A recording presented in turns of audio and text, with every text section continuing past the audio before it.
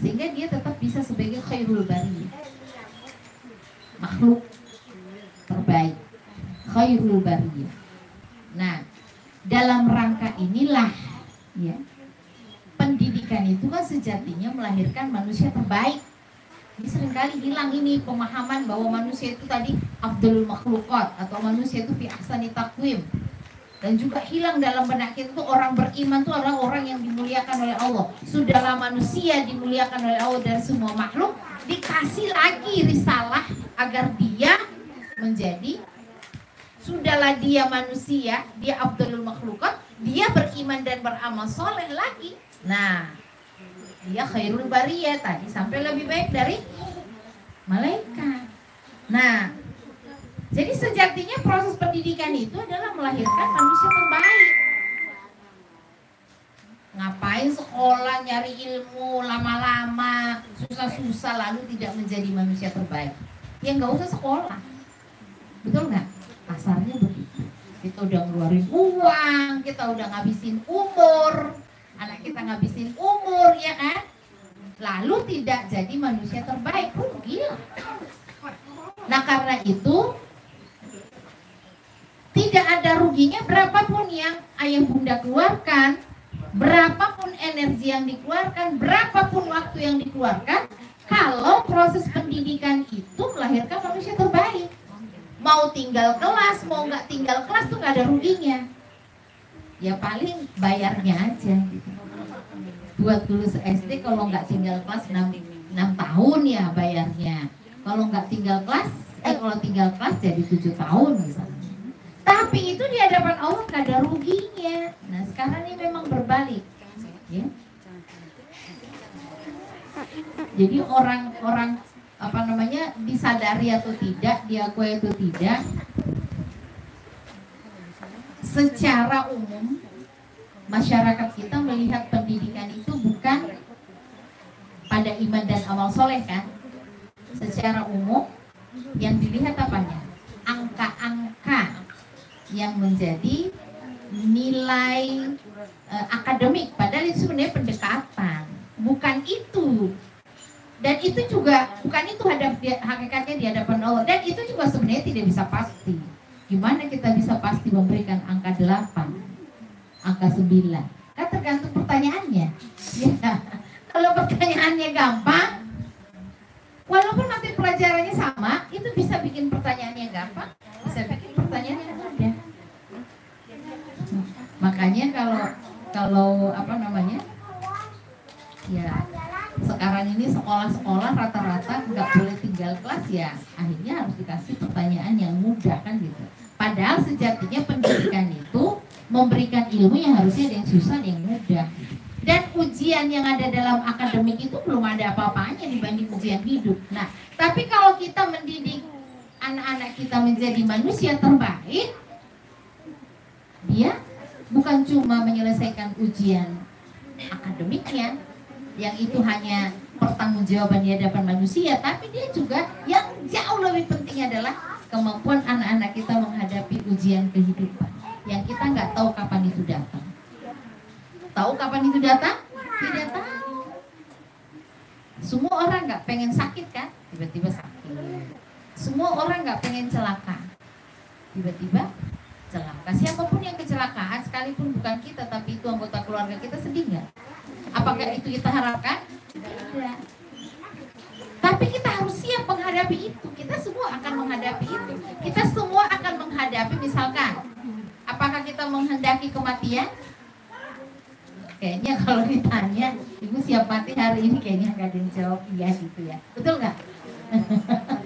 Nah, dan kalau ditanya, ibu mau nggak hari ini meninggal suaminya? Nggak ada juga yang mau.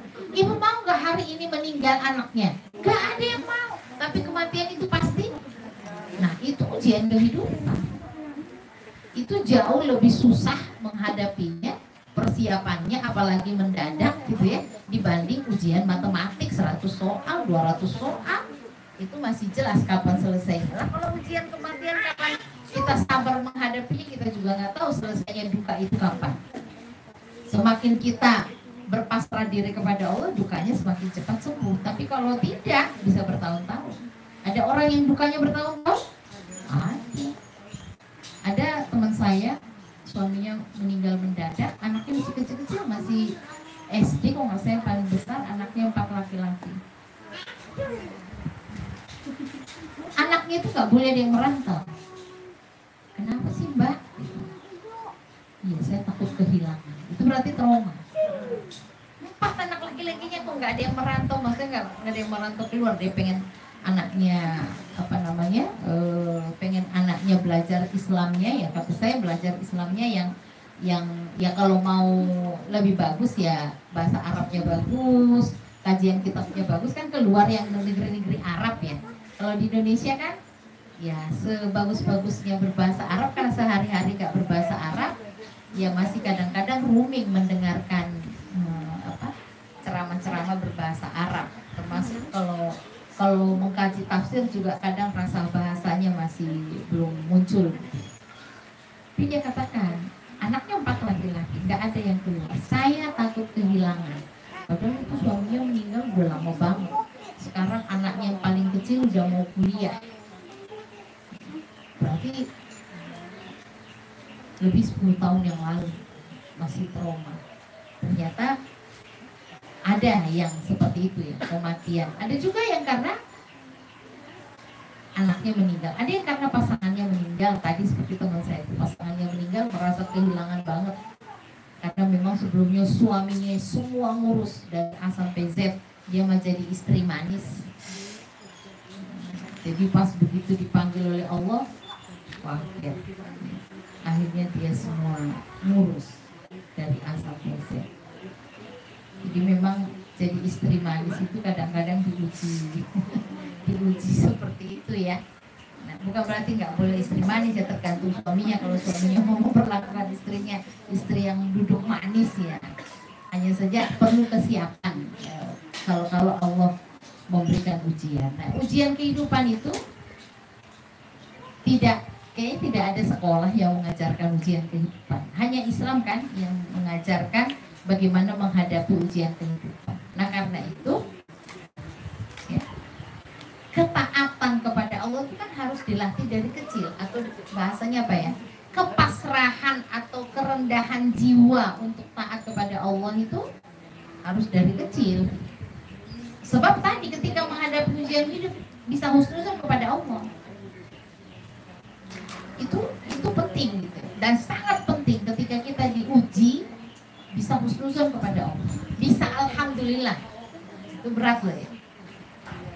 Kalau kita nggak alhamdulillah, nggak tenang pikirannya. Kalau nggak tenang, nggak ketemu jalan keluar. Nah, dalam rangka itulah sebenarnya belajar ketundukan itu harus setiap hari. Ya, itu satu. Yang kedua, tadi kan orang terbaik itu adalah khairul bariyah, itu yang beriman dan beramal soleh. Nah, bagaimana agar semua kegiatan kita tuh menjadi bernilai amal soleh? Nah, itulah yang direpresentasikan oleh kakak di sini. Coba lihat, ada nggak di situ yang tidak bernilai amal soleh? Selama ini kan orang ngebayangin amal soleh itu ibadah, sodako, maksudnya ibadah sholat. Orang nggak kebayang kalau mandi itu juga amal soleh. Nah, kalau mandinya sesuai dengan syariat dan dia melakukan mandi seperti itu karena Allah, sebelum masuk kamar mandi dia baca doa dengan kaki kiri, sesudah keluar kamar mandi dia juga berdoa, lalu kemudian ukuran bersihnya itu suci, itu semua amal soleh. Jadi sangat tidak tepat kalau mau meraih derajat di hadapan Allah, derajat yang tinggi di hadapan Allah itu seolah-olah bertentangan dengan kenikmatan hidup di dunia. Kita tetap bisa beraktivitas hidup di dunia, tetapi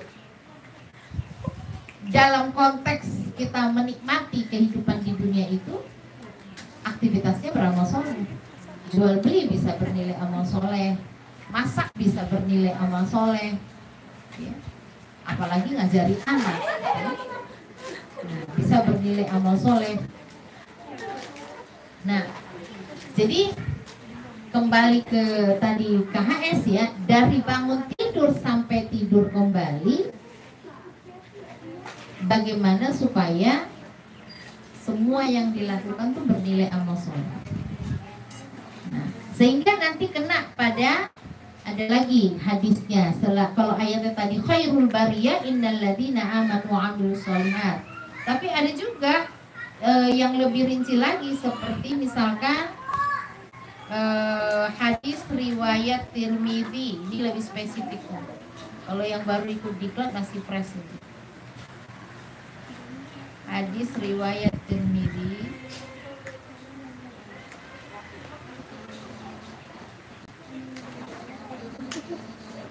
Kalau yang khairukum man ta'allamal Qur'an wa 'allamahu sudah hafal lah ya. Bahwa orang terbaik itu yang belajar Al-Qur'an, itu sudah hafal. Nah, ini khairukum may yurja khairuhu wa yu'manu syarruhu. Orang terbaik itu adalah orang yang diharapkan kebaikannya dan orang yang paling sedikit atau yang disembunyikan keburukannya. Jadi maksudnya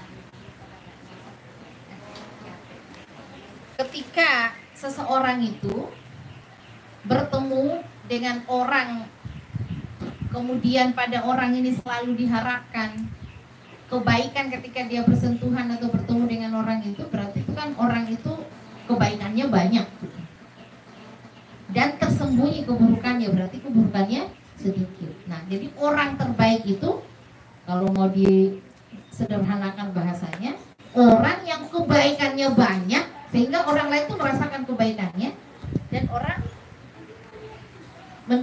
tersembunyi keburukannya. Jadi bagi orang tuh sulit menemukan keburukannya. Nah, itu orang terbaik. Nah, supaya keburukan kita itu tidak banyak, kan kita berarti harus merencanakan amal soleh dari bangun tidur sampai tidur kembali. Nah, adanya ini menjadi perencanaan amal soleh yang saya membantu para ayah bunda untuk merencanakan, ini loh kegiatan anakku hari ini. Jadi sebenarnya KHS ini jangan milik sekolah, ini miliknya ayah bunda, ya kan? Karena ini perencanaan.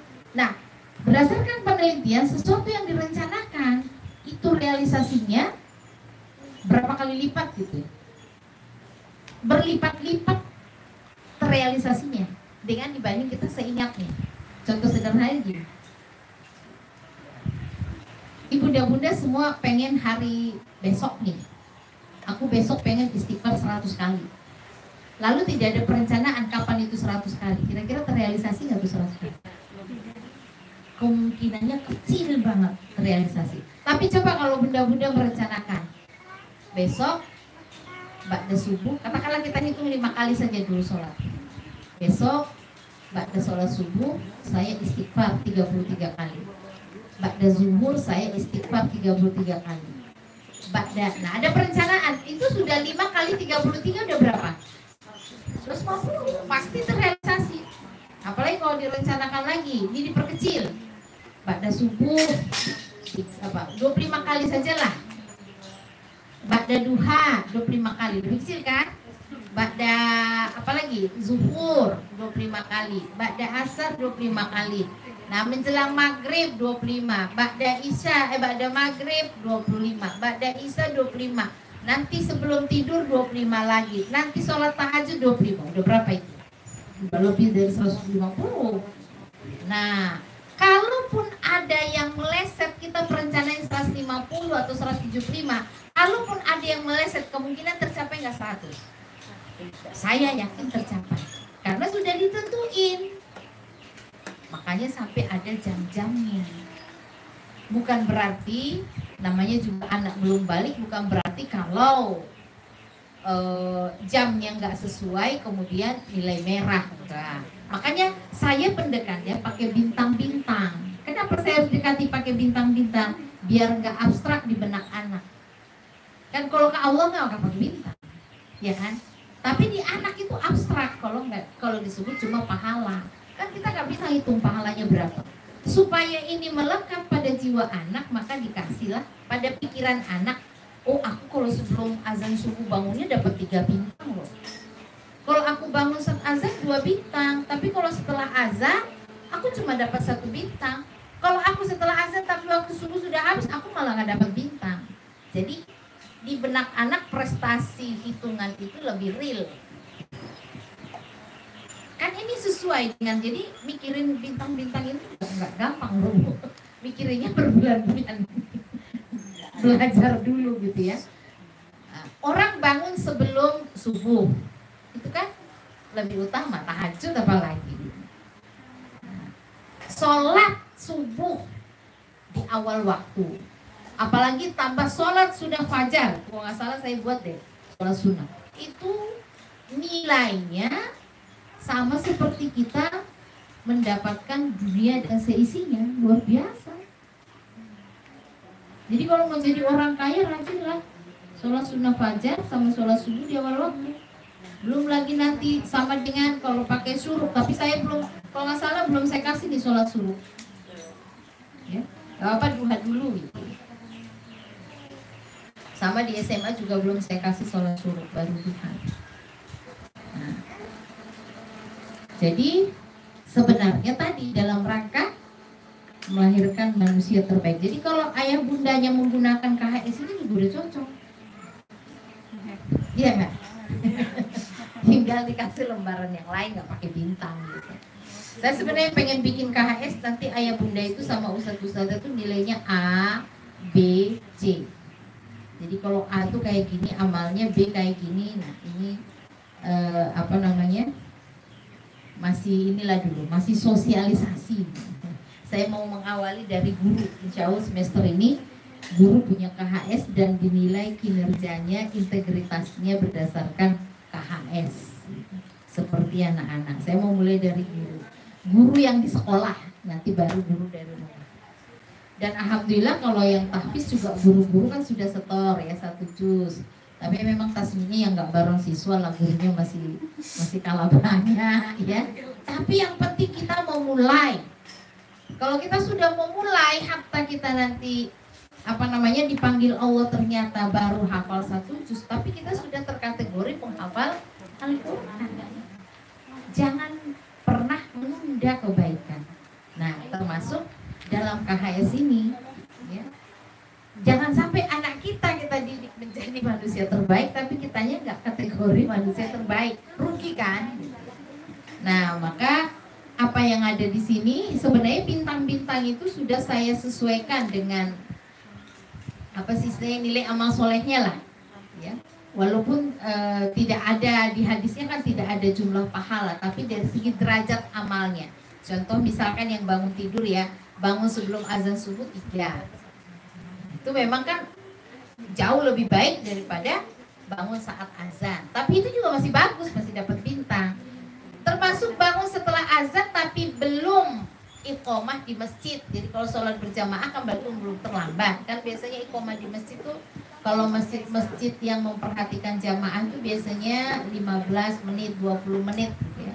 Kalau Masjidil Haram tuh ada sampai 30 menit. Nah, jadi memang sebaiknya tuh masjid kan nunggu jamaah. Ada juga masjid yang kurang perhatikan jamaah, 5 menit udah koma. Harusnya tuh setelah azan tuh adalah waktu paling tidak 15 sampai 20 menit. Nah, tidak boleh juga lebih dari 30 menit karena waktu afdol sholat itu batas waktunya maksimum 30. Jadi kalau udah 30 kita sudah Allahu Akbar. Kalau sudah lewat dari 30 itu berarti bukan lagi waktu afdol, namanya waktu jaiz. Dalam fikih itu waktu afdol itu 30 menit. Jadi masih disebut sholat di awal waktu kalau dari masuknya waktu sampai 30 menit. Tapi bukan azan yang terlambat ya, azan yang tepat waktu ya. Jadi azan yang tepat waktu. Nah, maka saya kasih bintang sekalipun dia bangunnya setelah azan, sudah selesai azan tapi belum iqomah. Saya kasih bintang. Tapi kalau sudah lewat, enggak lagi dikasih bintang.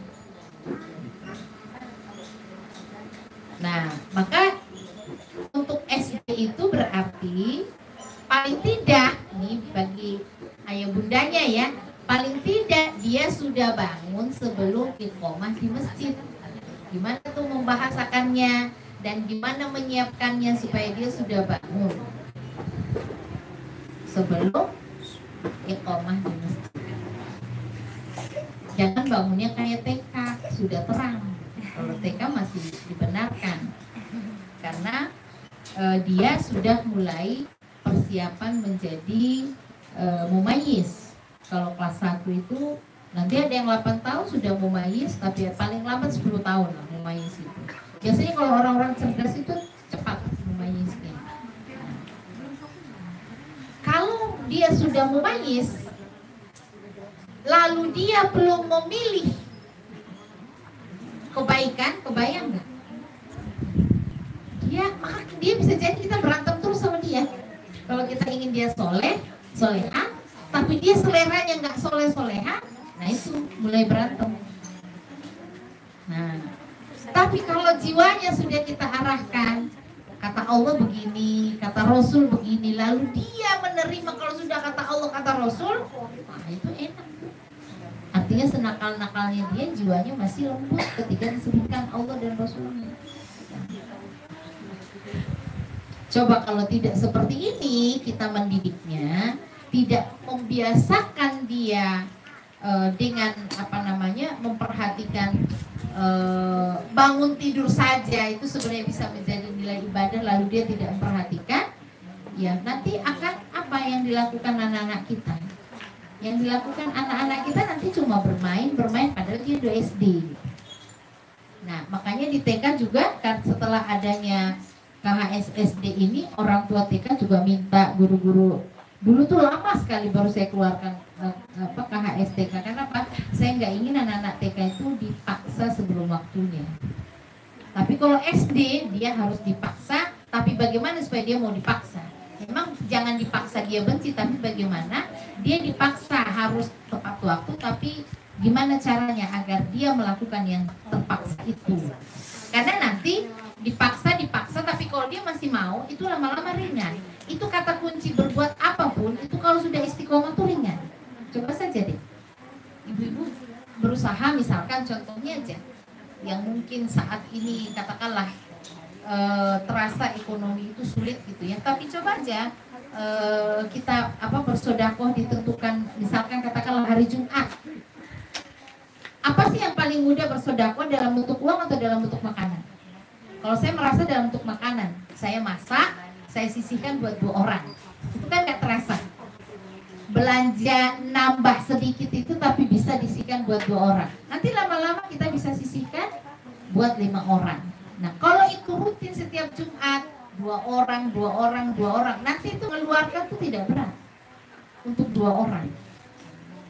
Bahkan bisa dilanjutkan, misalkan dari tadi memasak sama bisa kita lanjutkan setiap Jumat, misalkan kita ngasih apa, apakah mentahnya juga sayur apa, biasakan sayur 5.000 lah, berapa ikat bayung tuh, 3 ikat bayung ya, nah kecil tuh, terus kan 5.000 kan nggak berat ya, kalau diberikan sayur apalagi, jadi ngitungnya itu beda gitu dengan kalau kita uang, ini kan udah bisa beli apa gitu. Kalau diberikan sayur atau naik lagi beras 1 liter, naik lagi kan lebih dari 5. Nah paling paling mudah tuh kalau saya merasakan itu makanan. Dan ternyata juga sedekah makanan itu paling dahsyat. Kalau kita banyak memberi makanan, kita akan nanti rasakan sensasinya. Kita akan banyak makanan diberikan orang, belum tentu orang yang kita berikan itu yang memberikan ke kita, belum tentu. Karena itu memang tidak boleh kita berharap ketika memberikan kepada si A memberi makanan, nggak usah, nanti Allah yang ngatur, biarkan Allah yang ngatur. Mungkin kita hanya ngasih 1 kilo salak, ternyata ada orang ngasih 1 kilo apa, bahkan 2 kilo mangga misalnya, ya 1 kilo anggur, 1 kilo mangga misalnya. Nah kita tidak tahu, biarkan Allah yang ngatur. Nah maka di sini yang penting sebenarnya adalah dimanapun, yang penting dapat bintang dulu, itu yang pertama, terutama baik kelas 1 ya. Tidak di luar bintang. Assalamualaikum, bunda-bunda punten ya. Kalau motor di luar kita masukin ya. Karena takutnya mengganggu jalan dan lebih aman biar nggak Iya. Yang depan Ya, pagar bertahap masukin aja ke dalam. bertahap aja. Hatur nuhun, maaf Iya, baik. Tidak apa-apa. Daripada ada yang ngincer kan. Nah, jadi itu tadi bangun tidur. Nah, demikian juga kenapa bangun sendiri itu ada bintangnya, tidak perlu dibangunkan ya, karena memang itu prestasi. Dia gimana supaya anak bangun sendiri? Itu kalau nggak niat malamnya susah. Itu harus niat malam. Jangankan anak-anak gitu ya, yang belum balik, yang sudah dewasa saja nih, kalau ibu-ibu yang masih ini ya, yang masih haid, itu tidak menargetkan bangun sebelum subuh. Pas saat haid, kira-kira bangun nggak sebelum subuh? Sudah kedengaran azan aja, kan nggak sholat ini kan gitu ya. Nah, tapi nanti setelah seminggu kan beradaptasi lagi untuk, makanya harusnya konsisten saja. Jadi kalaupun head itu ya bangunnya tetap saja, karena nanti berat lagi untuk mau ini lagi, bangun misalnya bangun jam 3 itu berat ya. Nah, demikian juga misalkan ya, membaca doa bangun tidur saya kasih nilainya 2, karena memang ya berdoa itu nilainya lebih besar daripada kemandirian. Membersihkan tempat tidur saya berikan 1 bintang. Nah, jadi dia untuk bangun tidur sudah tahu apa yang harus dia lakukan sesudah bangun tidur. Jadi jangan begitu bangun tidur nongkrong depan TV gitu ya. Nah, dia sesudah bangun tidur sudah ada aktivitasnya. Lalu bangun tidur sudah ada aktivitasnya dan sudah dapat, sampai ada yang dapat 7 bintang, ada yang 6 bintang. Kemudian minum air putih. Kenapa harus minum air putih? Ini filosofinya kesehatan sebenarnya kalau ini. Pertama kesehatan, yang kedua supaya melek gitu. Dan kalau udah minum itu melek. Dan ada prolog, karena biasanya anak-anak itu terutama yang masih mungkin kelas 1, kelas 2, kalau dia baru bangun tidur lalu kemudian langsung disuruh wudhu, khawatirnya tuh entah kedinginan atau merasa terlalu kaget kena airnya gitu. Nah, maka ketika dia minum air putih ini kan menetralisir tubuh. Coba saja bunda-bunda kalau bangun tidur tuh biasanya, apalagi kalau sebelum tidurnya itu minumnya kurang, itu kan pasti agak hangat ya badan kita ya. Nah, ketika kita sudah minum itu akan berkurang, suhunya tuh berkurang. Nah, sehingga ketika dia nanti berwudu nggak terlalu ekstrim perubahan suhu dari dia bangun tidur ke berwudu itu. Jadi nggak terlalu dingin gitu. Ada jeda, ada penurunan suhu dan ada jeda aktivitas. Itu tadi kan setelah dia bangun tidur dia baca doa, dia juga harus beres-beres tempat tidur, walaupun cuman gini-gini loh, pakai sapu lidi nggak apa-apa. Sapu lidi kasur itu belum rapi ya nggak apa-apa.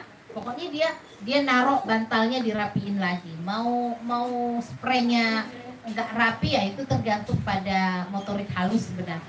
Nah, tapi kalaupun tidak rapi nggak apa-apa. Yang penting tempat bantal kembali ke tempat bantal, guling kembali ke guling, selimut kembali ke tempat selimut gitu. Jadi nggak berantakan gitu. Nggak ada di lantai, di kolong gitu, nggak gitu ya kan. Kadang-kadang ada anak yang lasak tidurnya kemana-mana. Paling nggak dirapikan lagi di tempat tidur. Karena bagi kita sebenarnya bukan target rapinya semata lalu kita nggak perlu merapikan, tapi tanggung jawabnya sebenarnya yang dikehendaki di sini. Nah, sehingga kalaupun belum rapi ya nggak apa-apa. Itu nanti berikutnya. Kalau dia sudah mau peduli, berarti kan dia sudah peduli di luar dirinya itu. Sekarang yang susah kan peduli di luar dirinya itu susah banget loh. Nah, itu latihan sekaligus dia peduli tempat tidurnya bukan cuma peduli tadi minumnya, dia peduli pada dirinya, lalu tempat tidur itu peduli pada di luar dirinya.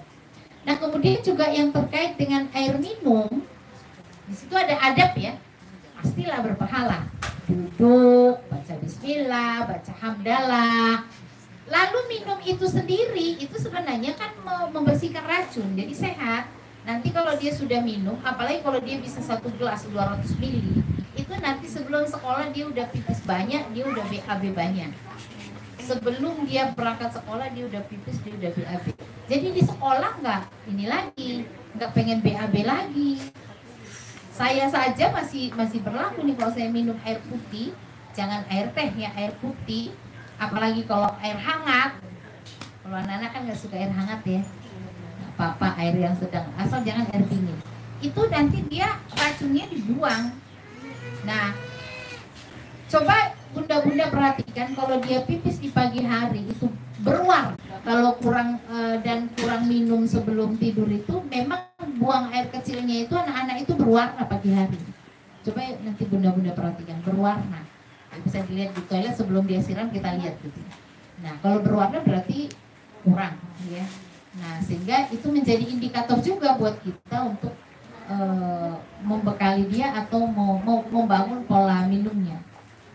Karena terus terang anak sekarang ini karena banyak sekali alternatif minuman berwarna.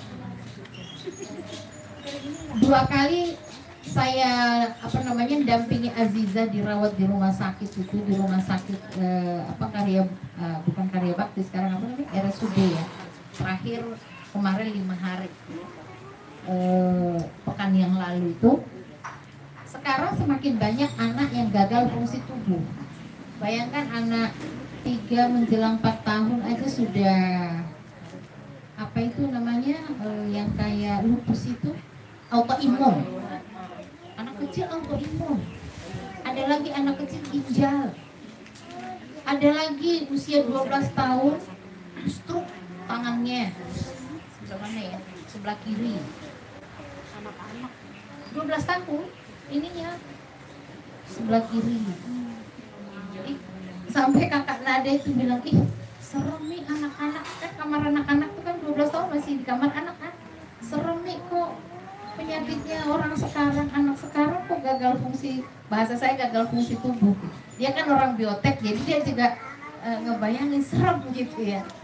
Ternyata sakitnya bukan sakit bukan sakit masuk kuman. Kan biasanya anak-anak itu diare, demam, virus ya. Kalau diare bakteri gitu ya. Sekarang bukan hanya itu gitu. Tetapi justru gagal fungsi tubuh ini berbahaya banget. Ya. Ada yang ada anak nggak bisa tidur, itu usianya kira-kira 5 tahun nggak bisa tidur 2 malam, 2 kali 24 jam. Itu kan penyakitnya orang tua kan? Dulu ya orang tua dulu darah tinggi ya. Sekarang sudah ada penyakit itu pada anak, nggak bisa tidur. Kaget saya 2 malam, 2 malam. Padahal anak segitu lagi enak-enak tidur kan. Nah ini kalau saya bahasakan sih gagal fungsi tubuh. Nah ini kemungkinan besar itu dampak dari makanan dan minuman serta jam tidur. Makanya di sini juga saya berikan jam tidur. Jam tidurnya itu jam 9 ya kalau nggak salah ya. Tidak boleh lebih dari jam 9. Ini sebenarnya berdasarkan metabolisme tubuh. Kalau dewasa jam 10 masih bisa. Tapi kalau anak SD itu jangan lebih dari jam 9. Anak TK saya bilang jangan lebih dari jam 8. Walaupun saya sendiri dengan Aziza nggak bisa ngontrol ya, karena emang dia nggak bisa dipahamkan ya, masih sulit gitu. Dan saya bisa melihat Aziza itu seringkali masuk rumah sakit Kejang itu, kemarin juga latar belakang Kejang, ketika dia capek dan saya ada tamu. Kemarin Aziza pas Kejang itu sebelumnya saya punya tamu 8 orang selama 2 minggu. Seminggu 4 orang, seminggu lagi 8 orang, lalu disambung lagi sama adik saya, tapi beberapa hari dia kayaknya kecapean. Kecapeannya apa? happy banget, kecapean bukan karena dibawa kemana-mana, tapi happy banget kalau banyak tamu, lalu dia maksa nggak tidur, main, ngajak bercanda. Jadi dia ngajak, berarti dia kurang tidur lah kalau sederhananya, karena memang dia mungkin kebutuhan tidurnya banyak ya. Nah, ternyata kalau beliau kan ada ininya ya, anak Azizah tuh ada CP dia, ada memang gangguan, jadi memang perintah otak itu yang nggak normal seperti orang umumnya. Kalau orang umumnya sebenarnya bisa dipolakan. Nah, anak-anak kita yang normal tuh bisa dipolakan, bisa juga ditanamkan persepsi kalau sudah SD. Kalau seperti Azizah kan belum bisa. Nah, jadi memang apa yang menjadi pola hidup ini sebenarnya pertimbangan yang pertama adalah ibadah, yang kedua kesehatan juga saya masukkan. Seperti tadi minum air putih itu, ya. Supaya ketika mereka belajar di sekolah itu sudah bersih dari kotoran gitu. Nah, kalau bersih dari kotoran itu kan badannya enak, nggak pegel-pegel, nggak pusing-pusing. Nah, salah satu yang sering membuat anak itu kadang ngeluh pusing itu bisa kurang minum juga. Kurang minum, makanya perlu ada pola minum. Nah, di sini juga dimakan, kalau nggak salah saya udah buat pola minum ya. Dimakan itu saya buat pola minum sebelum makan.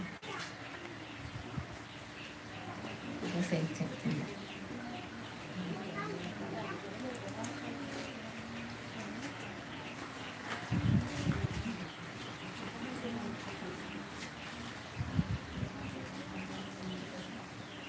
Oh, belum saya masukkan di sebelum makan nasi itu minum dulu, belum saya masukkan.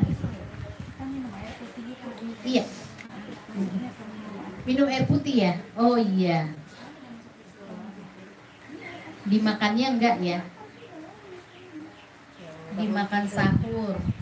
Harusnya dimakan sahur ini ada minumnya ini. Kayaknya yang bangun tidur. Hah?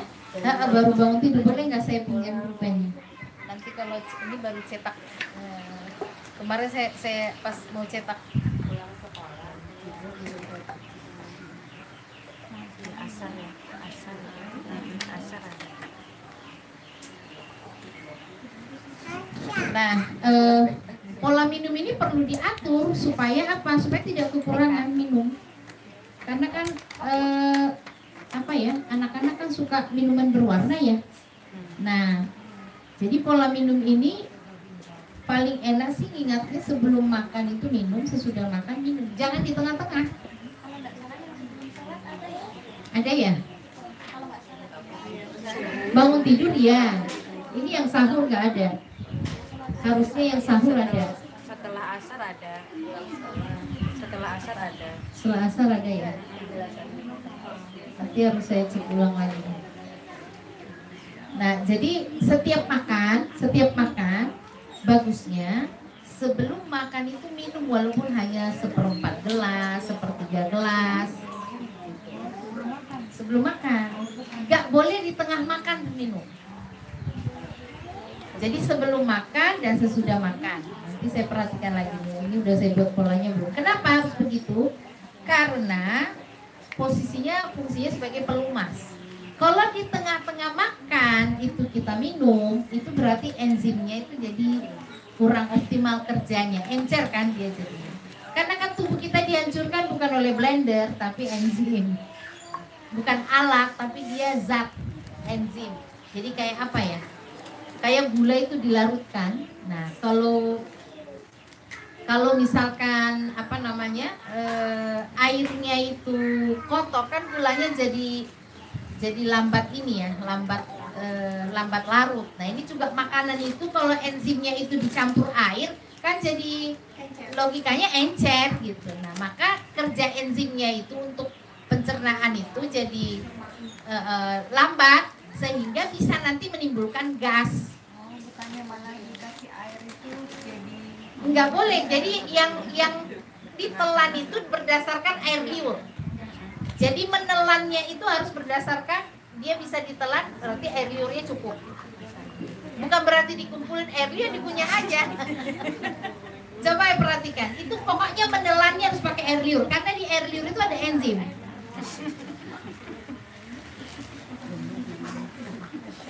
Di coklatnya memang nggak diterangkan, harusnya ada materinya juga ya. Jadi enzim, jadi tidak boleh minum di tengah-tengah. Kalau ada anak atau kita juga orang dewasa, apa namanya di sini tuh, apa ya namanya di sini, kayak kecekik gitu ya. Itu berarti terlalu cepat nelan. Belum cukup air liurnya dia udah nelan, maka dia seret di sini kan itu, ya itu memang harus dikasih air gitu. Tapi jangan sampai sering seperti ini gitu. Nah, jadi salah kalau kita mendorong makanan itu masuk dengan air, justru mendorong makanan itu dengan air liur. Nah, sehingga memang minum tadi itu perlu dipolakan. Polanya apa tadi? Sebelum makan, sesudah makan. Tadi sebelum tidur juga saya polakan ya, bangun tidur. Sebelum maghrib kalau nggak salah ya, atau sebelum setiap sholat belum. Nah, saya belum hitung nih apakah sudah 2 liter belum sehari, itu belum saya hitung. Nah, kalau mau lebih bagus lagi sebenarnya ini belum seperti orang dewasa lah, ini memang ada perhitungannya. Kalau yang bagus itu memang kita harus polakan di mana kita minum air putih itu selain makan. Saya sebelum sholat, sesudah sholat. Yang kita punya waktu itu memang tetap gitu. Jangan minum seingatnya. Minum kalau sudah haus. Nah, kalau kita lagi sibuk nggak kerasa hausnya. Atau kalau kita ada di ruang AC nggak kerasa hausnya. Nah, ini kan hanya berapa mili? 300 ya? Nah, berarti kan harus, kalau kita 6 kali ini. Kita aja harus terjadwal ya. Iya, dijadwal 6 kali ini nih mau kapan? Bangun tidur. Sebelum makan, sesudah makan kayaknya segini. Baru 2. Sebelum sholat, sesudah sholat. Coba kalau nggak dijadwal begitu, nggak terjamin kita tuh minum 6 kali ini. Ya, lama-lama sakit kan? Belum waktunya sakit, belum waktunya aus. Tubuh kita aus, makanya ada yang cepat gula lah, ginjal, terutama ginjal sih kalau kurang minum itu. Apalagi kalau rajin minum teh dan rajin minum kopi, itu air putihnya kan harus banyak. Yang suka ngopi itu harus banyak isinya pakai air putih. Jadi singkatnya, ini baru sampai itu tadi ya, baru sampai bangun tidur minum air putih. Nah, jadi pertimbangannya saya buat seperti ini nih memang pertimbangan judulnya itu sebenarnya ini pola hidup sehat dan berkah, belum ada judulnya ya di KHS SMA itu. Pola hidup sehat dan berkah. Jadi ini nih pola hidup sehat dan berkah. Sudah ada doanya, ya kan? Sudah setiap amal yang di sini sudah bernilai amal soleh. Sudah ada kesehatannya, sudah ada arti kesehatan dari sisi sunatullahnya. Memang kalau kita sudah berdoa ya, insya Allah sehat. Tapi sunatullahnya juga harus diperhatikan. Nah itu tadi yang seperti minum itu. Jadi kesannya sih sepele ya, nih ngapain sih mau kayak bikin minum harus di sini. Nah itu pasti ada pertimbangannya. Nah mungkin sampai sini dulu 2 poin, tapi tadi filosofinya, cara berpikirnya, dasar-dasar berpikirnya. Sebelum saya lanjutkan, barangkali ada yang mau ditanyakan atau ada yang mau didiskusikan. Enggak, ibu-ibu ada yang ingin bertanya? Mungkin diawali dulu nih Ya. saya Om bertanya Om. Jadi kalau tadi kan kita udah ditulis ya Om, Ya. ada bintang-bintangnya. Iya. Tadi ada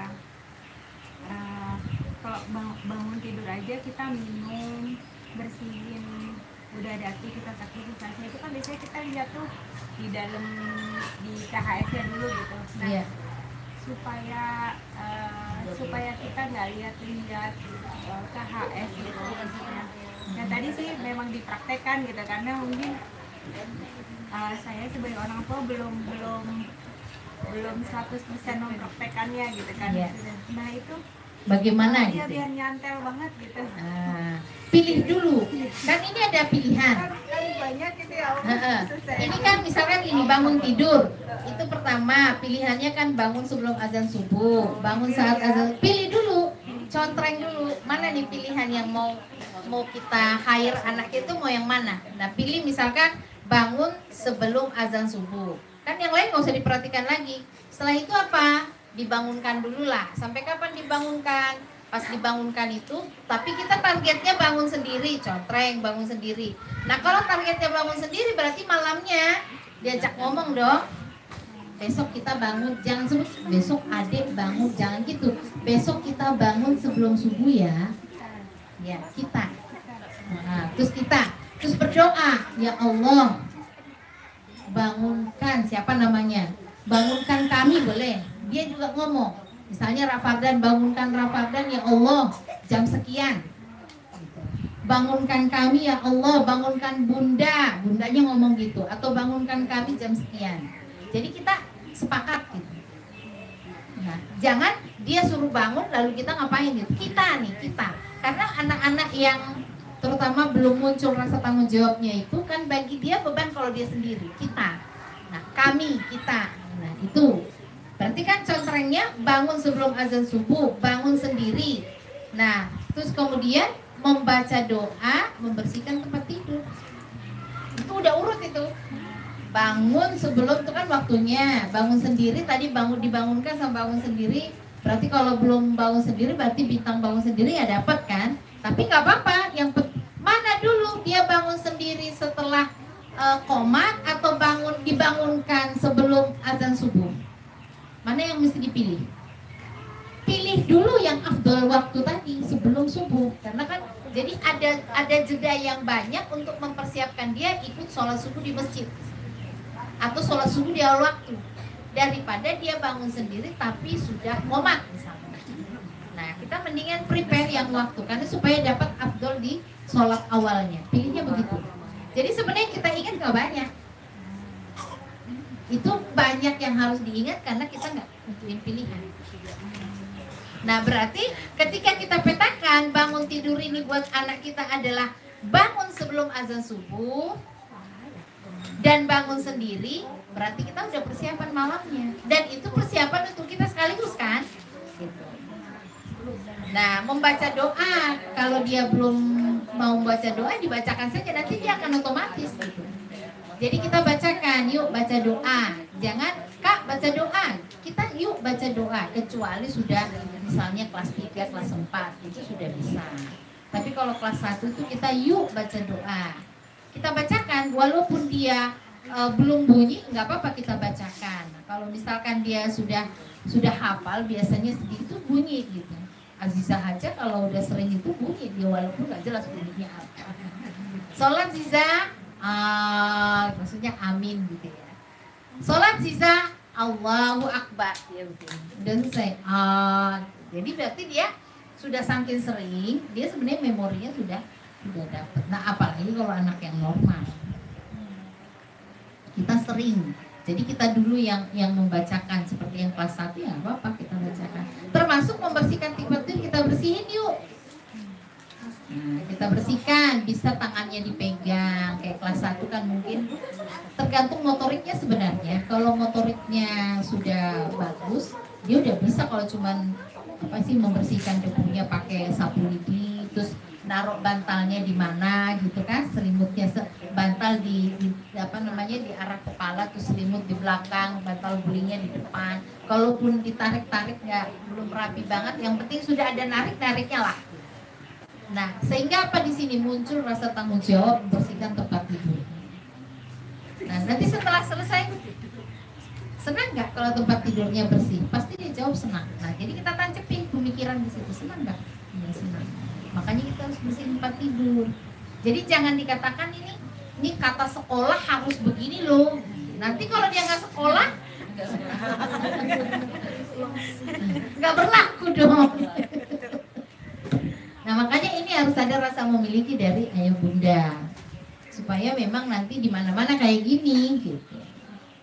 Nah ini jadi kan harusnya, jadi pilihannya sebenarnya nggak banyak kan, jadi berarti urutannya bangun, lalu membaca doa bangun tidur, membersihkan tempat tidur, cuma 3 urutannya. Nah kemudian minum juga dipilih mau yang mana nih pilihannya, minum sendiri atau minum dibantu. Nah kalau SD itu sudah minum sendiri yang dapat bintang, dibantu belum. Nah, minum sendiri sebanyak 1 gelas atau setengah gelas, tergantung kita lihat anak kita ya. Kalau dia masih, kadang-kadang kalau belum biasa itu kan mual ya. Sama kita juga kalau nggak biasa tuh mual, kalau langsung segelas. Nggak apa-apa setengah gelas.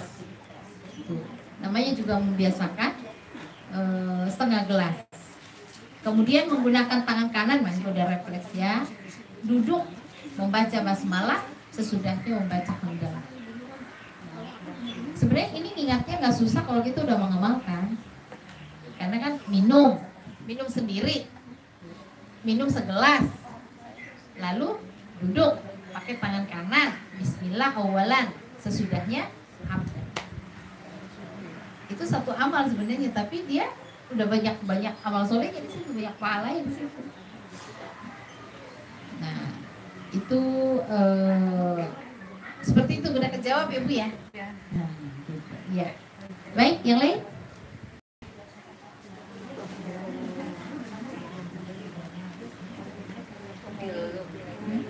Ya, silakan. Waalaikumsalam warahmatullahi wabarakatuh. Gimana cara kita nyampein bahwa ini bukan sekedar bintang yang banyak yang harus diperoleh. Jadi bukan sekedar kalau dia begini dapat bintang yang banyak gitu, biar nyelami maksudnya. Kenapa sih bangun harus minum, kok bangun harus sebelum subuh, harus begini, harus begitu. Kira-kira gimana untuk cara kita nyampein dengan bahasa mereka gitu. Kalau kita sekarang kita udah ngerti ini KHS ini begini, tapi cara nyampein ke anak itu kira-kira gimana? Menaram saya. Kita memang kalau membahasakan ke anak itu kita lihat sensenya anak. Misalkan begini contohnya, mau jadi orang hebat nggak di hadapan Allah? Mau jadi orang terhebat nggak di hadapan Allah? Mau jadi manusia terhebat di dunia nggak? Mau mendapatkan tempat tinggal yang apa misalnya yang luas, kemudian bagus. Ini kalau anak-anak ada yang biasa dibawa ke hotel atau ke taman bunga, nah itu bisa dijadikan permisalan. Mau nggak tempat tinggalnya lebih bagus dari rumah kita misalnya, atau ada saudaranya yang lebih bagus. Nah, kemudian kita cerita bahwa surga itu luas banget loh, seluas langit dan bumi, dan nanti orang-orang yang beramal soleh tinggal di situ. Nah, supaya kita di mata Allah itu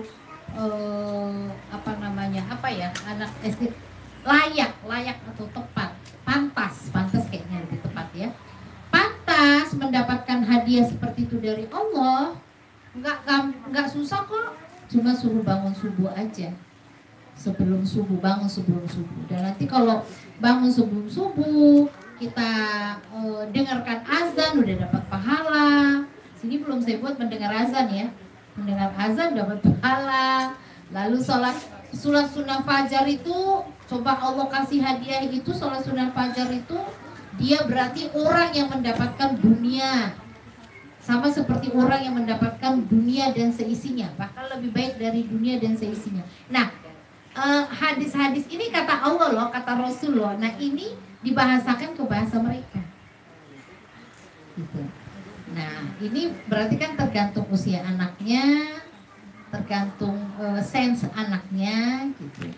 Mau merasakan punya pakaian terbagus enggak, lebih bagus atau lebih bagus dari di dunia enggak, nanti pakaian surga misalnya. Jadi jangan cuma surganya gitu, tapi pengen dikabulkan sama Allah ini enggak, apa saja yang kita minta itu diberikan oleh Allah, pengen dilayani malaikat enggak. Nah, macam-macam sih pendekatannya. Yang penting lihat sense-nya anak itu supaya apa sih yang dia inginkan gitu, apa yang dia senang, Nah, terus kemudian setelah misalkan dia mau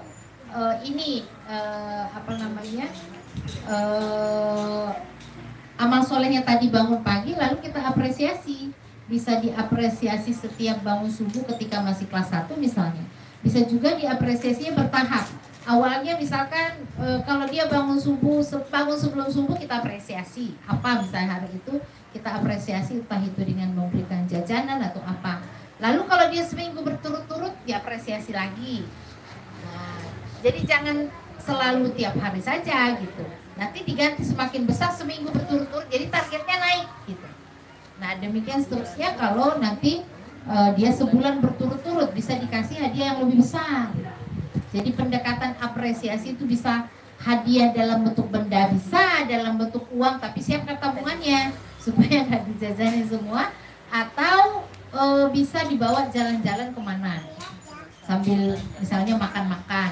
Nah, ini apa yang, atau mungkin dia bisa dibelikan hewan kesayangan. Nah, kalau perempuan dibelikan boneka kesayangan, atau beli hewan kesayangannya itu apa, misalkan burung atau apa gitu. Kalau laki-laki kan burung ya. Nah, tapi kalau kucing jangan beli ya, karena dia nggak boleh beli kalau kucing. Mungkin ayam, apa kelinci gitu. Nah, seperti itu Bu. Jadi disesuaikan dengan bahasa dia.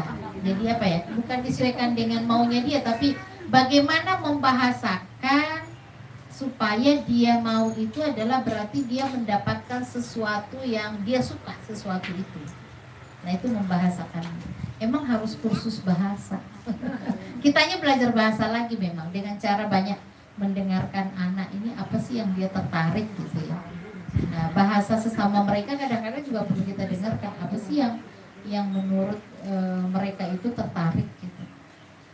Nah, itu jadi bahasa, tapi memang kita akan bisa kreatif membahasakan kepada anak kalau kita sudah ini juga sudah apa ya, sudah mengambil ini, oh ini kebaikan, oh ini sehat, itu sudah. Jadi pendekatan kita bisa macam-macam, nggak sama bahasanya setiap hari. Nah, kalau sama bahasa setiap hari nanti aku udah tahu ini mau ngomong apa. Stop, aku udah tahu ini mau ngomong apa. Oh, dia banget tuh itu. Karena saya pernah mengalami. Jadi tempat perdebatan itu kayaknya. Masya Allah. Stop, aku udah tahu udah mau ngomong apa. Aku udah paham. Tapi nggak dilaksanakan gitu ya. Stop aja.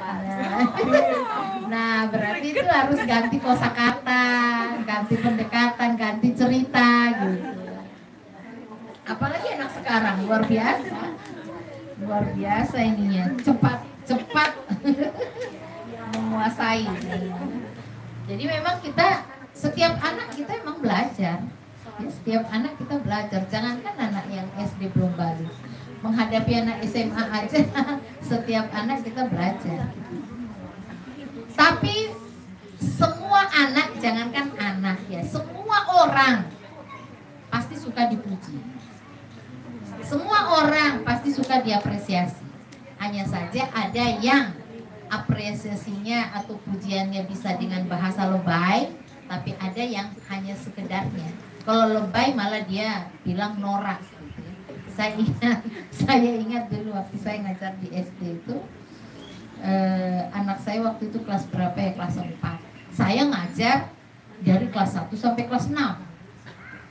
Lalu pada saat hari yang sama, saya dari kelas, saya lupa kelas 1 atau kelas 2.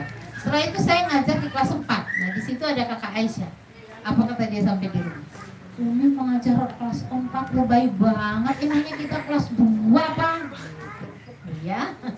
Saya waktu di SMP juga begitu, karena dulu jam terbangnya itu di mahasiswa ya, seminar-seminar. Terus kemudian pengajian ibu-ibu sebelum ngajar gitu. Ngajar di SMP, apa kata murid-murid SMP? Bu Emi mah ngajar kayak ngisi majlis taklim. Nah, nanti tunggulah komentar anak terhadap kita tuh kayak ya, memang begitu penilaian mereka, mau gimana lagi, itulah kita gitu. Nanti kita yang belajar. Terus Umi harus ngomong gimana supaya nggak lebay. Gitu. Jadi kalau lebay banget juga katanya kayak kita anak kecil aja. Kegedean juga salah. Emangnya kita anak SMP gitu. Jadi saya waktu itu ngajar SD kelas 1 sampai 6, ngajar SMP juga. Jadi kan dalam seminggu harus ganti-ganti bahasa, lumayan. Pastilah ada ininya. Habis itu ngisi pengajian ibu-ibu juga gitu ya, ngisi parenting juga. Saya bilang Masya Allah, ini memang harus belajar terus. Ganti murid, ganti bahasa. Sama kayak kita, anak kita ada berapa ya, tiap anak tuh sense-nya berbeda kan.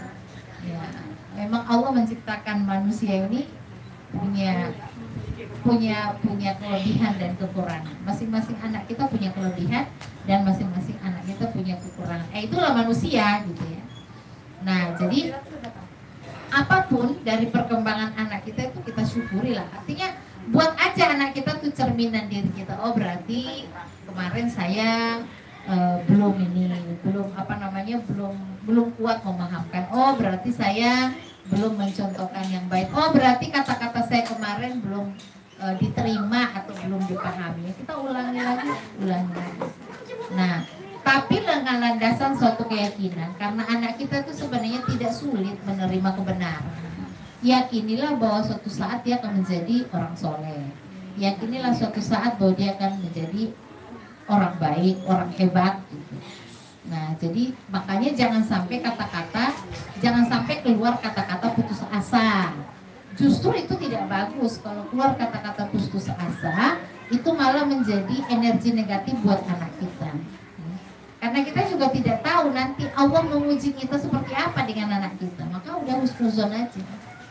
Kalau Allah uji kita istighfar. Oh, mungkin ini kemarin kurang ini. Ya. Jangan gini, apalagi yang harus saya lakukan padahal saya sudah melakukan semuanya. Salah, belum melakukan semuanya. Masih banyak yang belum kita lakukan, masih banyak yang belum kita pelajari. Nah, karena hasil itu memang dari Allah. Ini kan pendekatan supaya anak kita jadi anak soleh-solehah. Semua aktivitasnya bernilai amal soleh. Siapa yang dapat keuntungan kalau mereka seperti ini? Iya, orang tua. Saya juga dapat karena saya ngonsep. Tapi yang paling banyak dapat tuh orang tua gitu. Nah, dan itu bukan cuma sepanjang ayat, sampai orang tuanya tidak ada pun orang tua masih dapat kalau anaknya beramal soleh, mengajarkan pola hidup. Nah, mungkin sedikit sharing dari pengalaman anak-anak Khairul Ummah yang boarding di tempat lain. Artinya bukan di Khairul Ummah yang sekolah di tempat lain. Itu memang keunggulannya anak-anak Khairul Ummah itu punya pola hidup. Itu keunggulan. Jadi mau tertib bangun jam berapa karena ini. Apalagi sudah ada latihan maghrib. Tapi bagi anak yang belum pernah diatur pola hidupnya berat itu. Berat. Apalagi kalau bangun tahajud berat. Puasa itu berat. Tapi kan anak-anak sudah, walaupun dia kelas 1 tidak diharuskan berpuasa, dia tuh punya nuansa pikiran, oh Senin itu puasa, Kamis itu puasa. Walaupun dia nggak puasa, tapi kakak-kakak kelasnya puasa. Apalagi ayah bundanya puasa. Makanya kalau saya lihat seperti di TK Khairul Ummah, walaupun sekolah tidak mewajibkan puasa, tapi ada yang sudah puasa di TKB gitu. Udah bisa puasa. Bahkan ada yang kadang-kadang anak kelas, kalau yang ini ya, yang belum dididik dari TK misalkan kelas 2 dia masih belum paham puasa, sembunyi-sembunyi makan gitu. Nah, sementara anak TK sudah paham puasa. Nah, ini kan berarti kita sedang menyiapkan anak kita agar nanti beramal soleh itu bagi dia satu hal yang biasa, bukan yang berat. Justru bermaksiat maksiat itu hal yang tidak boleh didekati, artinya sesuatu yang bahaya banget gitu. Tapi beramal soleh itu bukan hal yang berat. Itu sudah ada di benaknya setiap saat, sudah ada dalam hari-harinya. Nah karena itu memang ayah bunda perlu menyampaikan hal ini bukan dengan bahasa ancaman, tapi bahasa apresiasi, supaya disenangi amal soleh itu. Karena dia pasti cari kesibukan kalau nggak ada kesibukan ini. Coba aja lihat, iya nggak? Main dan pasti cari. Namanya manusia itu pasti cari kesibukan. Nah maka ketika dia disibukkan dengan amal soleh, bermainnya pun nanti akan terwarnai gitu. Akan terwarnai, walaupun main itu nggak bisa dihilangkan. Nah tapi bagaimana dia boleh bermain di sela-sela ini semua tetap dia lakukan. Mungkin itu dulu ya. Ada satu lagi. Ya, boleh.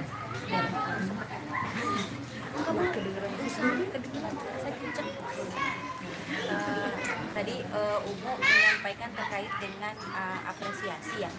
Nah kalau misalnya gini nih, ini kasus saya ya Umu.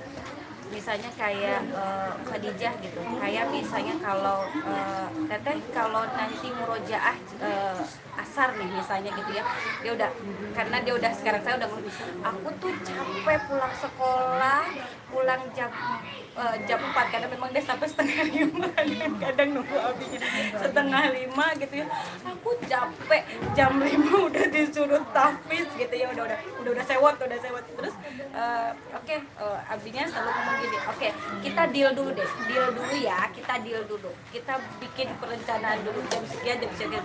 Jadi kalau jam sekian pokoknya sudah dibuatkan jadwal, tidak ada acara merengek gitu ya. Nah kalau saya kan kalau saya pribadi kadang-kadang karunya oke ya gitu, kadang-kadang kalau saya masih gitu. Nah jadi saya mengapresiasinya oke gitu, karena dia suka dua hal ini, karena di rumah kami tidak ada TV ya. Jadi oke, setelah misalnya kalau teteh tahfiz murojaah 1/4 juz saja gitu ya, bunda kasih uang 2.000. Nah aku nggak mau jajan, oke. Kalau gitu boleh deh nonton YouTube 15 menit misalnya gitu ya. Nah itu boleh nggak sih Umu kalau seperti itu misalnya, karena kan hal yang disuka itu hanya dua gitu. Nonton YouTube dengan uang itu nggak dijajanin sih sebenarnya, uangnya pokoknya dia bentuknya materi aja, aku mau sesuatu gitu, tapi nggak dijajanin gitu. Udah disiapin tabungannya. Di sini. Nah ini uangnya 10.000. Enggak, jadi saya kasih kadang 2.000 aja. Enggak, jadi dia uang 2.000 itu dia nggak ngerti, yang pokoknya uang yang penting uang gitu, dia nggak ngerti, pun tahu gitu. Kalau ini makanya kalau apresiasi seperti itu boleh nggak sih, maksudnya terkait misalnya YouTube gitu, kadang-kadang yang dia tonton apa? Kayak misalnya kayak Upin Ipin, atau kayak misalnya kalau sekarang tuh ada tuh culap-culip, tapi itu isinya kontennya adalah dakwah. Misalnya udah ternyata gitu ya, orang yang baik itu harus memberi, tapi tidak boleh kelihatan, ini hadisnya loh gitu. Jadi nontonnya itu sih sebenarnya gitu. Kadang-kadang nggak gitu kali pun 15 menit gitu. Kita nggak sepakat gitu saya dengan suami, kadang nggak apa-apa lah gitu, yang penting dia mau murojaah gitu, yang penting dia mau pulang gitu, maksud saya seperti itu. Nah itu kalau kayak gitu boleh nggak sih Umum? Kalau memang agak riskan ya nonton YouTube ini, mungkin kalau didampingi. Iya, didampingi cuma 15 menit. Ya kalau didampingi dan kontennya kita yang tentukan, dia nggak ini, masih aman. Walaupun itu nanti bertambahnya usia, kalau itu rutin, dia akan nggak sabar dengan itu. Kalau nggak rutin ya, nah itu agak beresiko kalau rutin. Tapi kalau itu sekali-sekali asal didampingi, nah itu nggak masalah. Tapi mungkin harus beragam juga tawarannya. Mungkin tadi misalnya bukan uang 2.000 itu apakah ada mainan, apakah misalnya jalan-jalan dibawa kemana gitu ya. Nah kalau anak saya dulu suka jalan-jalan gitu. Jadi murojaahnya di mana, di masjid mana, sambil makan apa gitu ya.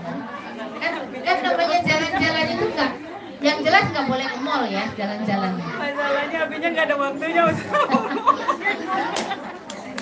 Harus ada waktunya, sekali seminggu misalkan, ada disempatin lah. Walau hanya 1 jam, harus disempatin karena ini buat semuanya juga ya, bukan buat. Jadi di antara anak kita tuh ada loh yang melankolis. Orang yang melankolis itu menginginkan jalan-jalan tuh bersama Umi Abinya, bersama Bumi Abi, bersama keluarga, bukan bersama sekolah. Sekalipun ada outing, itu dia tetap pengen.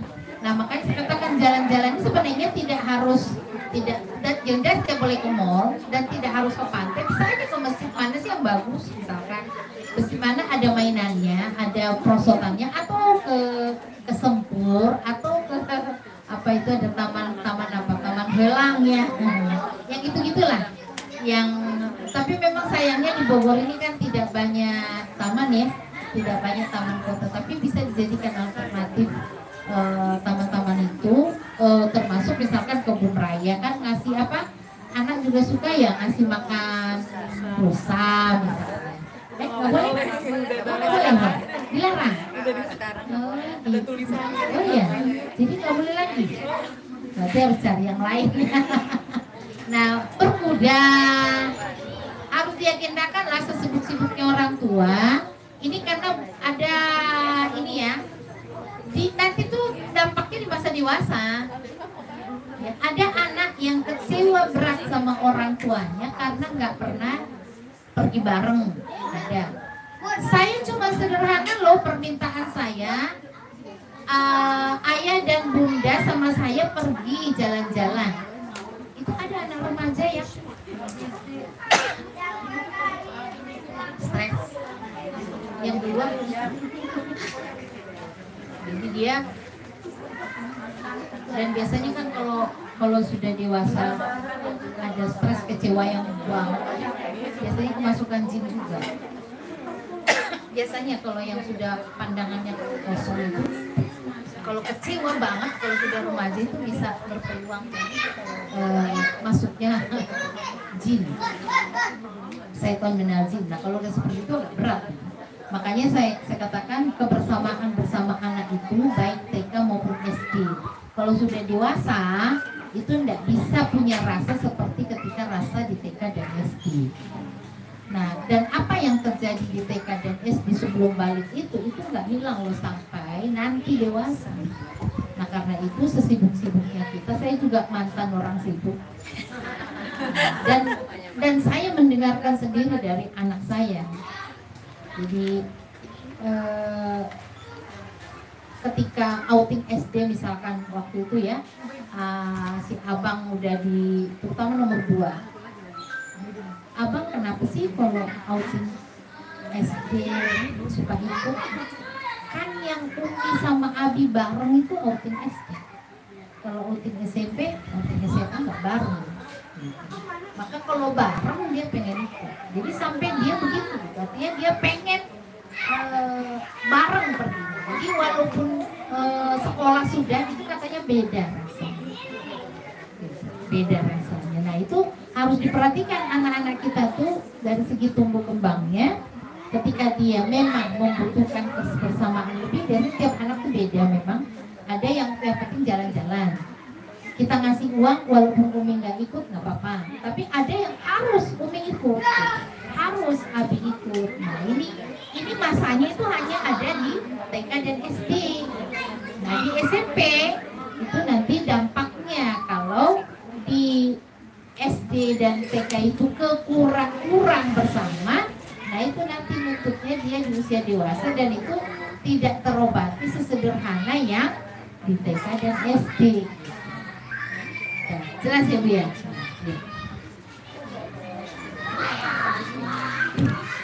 Baik Ibu-Ibu, mungkin banyak ya pertanyaan. Sebenarnya saya juga ada pertanyaan, tapi waktu juga sudah tidak kondusif ya Bu ya. Anak-anak juga sudah pulang. Insya Allah kita lanjutkan Selasa pekan depan ya Bu ya. Nanti yang punya pertanyaan supaya nggak lupa dicatat dulu ya Bu ya. Nanti bisa disampaikan di pekan depan. Oh iya, atau bisa juga disampaikan ke PJ kelas ya. Nanti bisa langsung dibahas mungkin ya ya, gitu ya di pekan depan. Ya, itu saja Ibu. Alhamdulillah acara kupas tuntas filosofi KHS ya sudah yang pertama sudah berjalan perdana sudah berjalan alhamdulillah dengan lancar ya.